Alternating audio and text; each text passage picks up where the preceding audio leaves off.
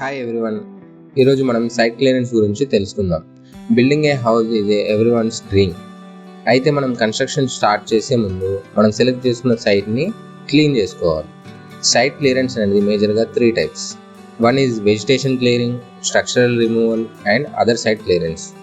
First one vegetation క్లియరెన్స్లో మనము grass, చెట్లు అలాంటి చిన్న చిన్న మొక్కలు, గార్బేజ్ అవంతా రిమూవ్ చేస్తాం.